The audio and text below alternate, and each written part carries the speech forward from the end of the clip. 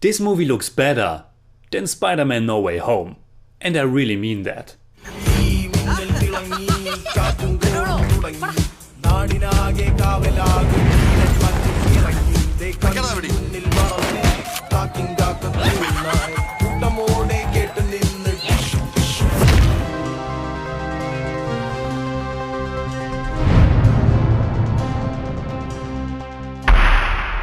Servus Freunde, my name is Jimmy Cage and Minnal Murali is a brand new Malayalam language superhero movie that was just released on Netflix. It has been called the very first Malayalam superhero movie, but I think there are some earlier examples as well, and it's also debatable what can qualify as a superhero movie. But Minnal Murali certainly has the typical hallmarks you expect from the genre. A down-on-his-luck guy who accidentally gains superpowers, an evil counterpart who's rising at the same time, costumes, some action, moral choices, and so on. It was directed by Basil Joseph and written by Arun Anirudhan and Justin Matthew. And apparently it was realized on a very small budget, which converts to roughly $2.5 million US. Really nothing compared to the hundreds of millions that an American superhero movie usually costs. So obviously it's not a fair comparison, and when it comes to some computer effects and action scenes you notice the budgetary restraints. But here's the thing. Not only does the film succeed when it comes to the most important aspects like story, characters, atmosphere or just heart and soul, but like I said in my introduction, I would also argue that it nonetheless looks better than a lot of recent Hollywood superhero movies, including Spider-Man No Way Home. A movie that I enjoyed a lot, but also one I would honestly call a little bit ugly too. The aesthetic of many MCU movies, the shot compositions, the contrast, and especially the color grading. Oftentimes these movies are only doing the bare minimum and they tend to look rather flat and uninspired. And even when it comes to CGI, they often overdo it or not putting enough extra work into it. So you always have elements that stick out. Minnal Murali on the other hand looks pretty fantastic. It looks alive, it was shot on real locations, locations that immerse you, locations that create atmosphere. The film has striking colors and isn't just this drab mess. And all of it isn't just filmed in the most basic way. It's not the most expressive cinematography either, but there are definitely some nice artistic choices to be found. So that's what I mean when I say this looks actually better than many big MCU superhero movies that cost so much more money. The cinematography was done by Samir Tahir and he does a nice job finding the right images and visual moods for this story and the tone the movie wants to convey. Minnal Murali is a really nice, feel-good film that has a good dose of tragedy and some tenser moments, but also a lot of humor and levity. Starting with lead actor Tovino Thomas's wonderful performance as Jason, a sweet and little bit naive and all in all good-hearted guy who dreams of leaving this little village of Kudakanmula to go to the United States. I've really liked Tovino Thomas in another movie this year, Kala, but in this one he's very different and just really likable.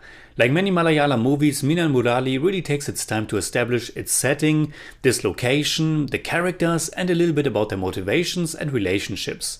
And when the focus shifts to another guy, not as quirky as Jason and more of a social outcast, it's easy to understand that this one will probably end up being our villain. But this is where the movie really shines. Not only does Guru Somasundaram give a really special and heartfelt performance, but the film puts in the effort to make his character and his arc really understandable or even relatable. Both central characters have some tragic elements to their backstories, and both have a romance gone wrong. And both also have some specific comedic touch to them. For example, in the middle section when no one really knows their secret identity, and people think it's just one person who, strangely enough, does good but also bad deeds.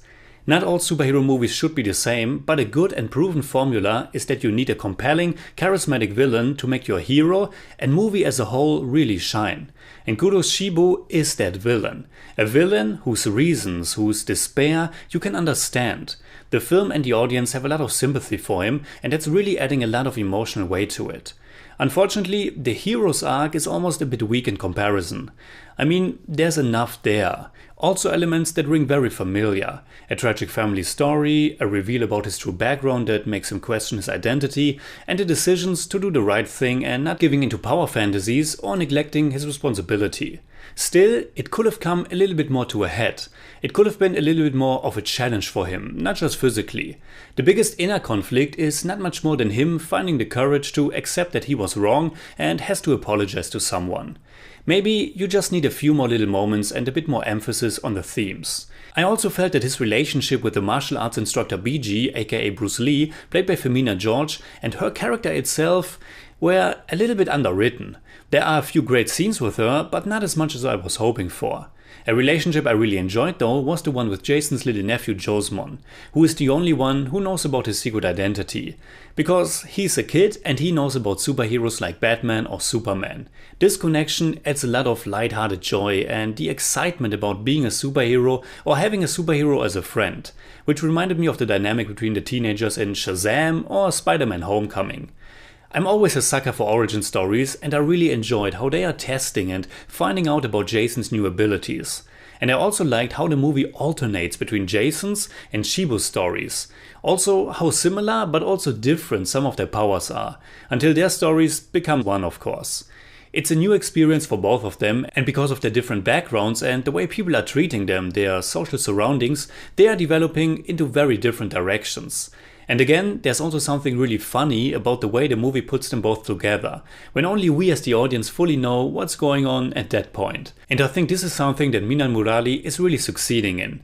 Finding a good balance of comedy and seriousness, a good balance of being grounded but also being a little bit over the top, but mostly a good balance of already familiar superhero tropes, things that we know by heart, and then putting them into this specific Malayalam setting with its strong local flavor and cultural aspects that are more specific.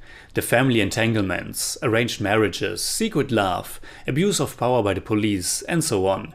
Of course, all elements that aren't unique to Indian cinema and culture, yet they are in these specific shapes and forms. As is the wonderful background score composed by Sushin Shyam and the several lovely songs composed by Shan Rahman and Sushin Shyam. The movie has its shortcomings, but there's also so much here to enjoy and have fun with.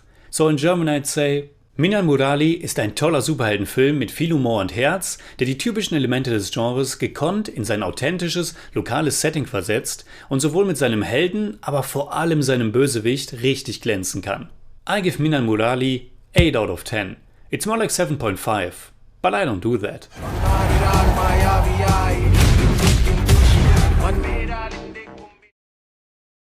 Alright, that's it like always. Comment below and let me know what you think about Minnal Murali. And also let me know what is your favorite superhero movie of the year.